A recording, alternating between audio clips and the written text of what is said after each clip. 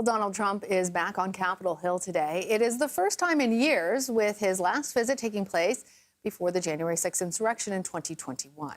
Now, the former president is meeting with House and Senate Republicans as the party's presumptive nominee. Trump will seek to unite GOP lawmakers behind his policies and political agenda as the party turns its attention toward the November election and a potential return for him to the White House. Today's meetings are also, though, bringing him face to face with some of his one-time critics within the Republican Party. Leading that list is Senate Minority Leader Mitch McConnell. You may recall he denounced Trump after the insurrection, calling him, quote, practically and morally responsible. But this week, McConnell reiterated his stance on supporting whoever the Republican nominee is, even if it is the former president.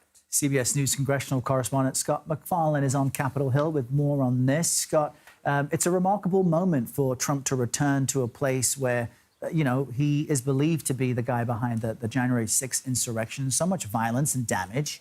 But what do we expect to hear from him in his remarks today, and what type of reception do we expect he's receiving?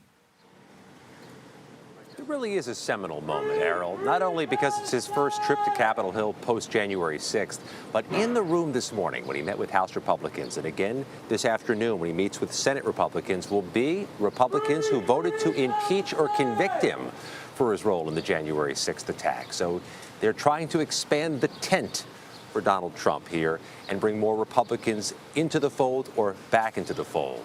From our sources in the room this morning, when he met with House Republicans, a lot of the conversation, a lot of his discussion was focused on campaign-related matters, trying to expand the states that may be in play into states that President Biden won in 2020, talking about poll numbers, about campaign messaging.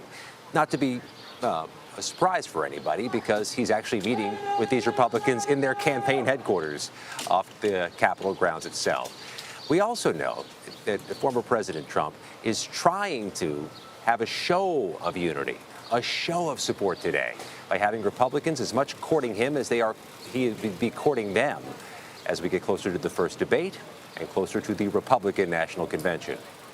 Well, we hear that there are some people, at least there on Capitol Hill, that are very passionate about the politics.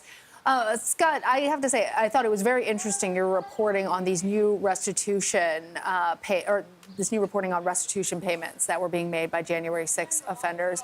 What has CBS News and you in particular learned about this? Now, January 6th didn't just damage democracy; it actually damaged the Capitol itself.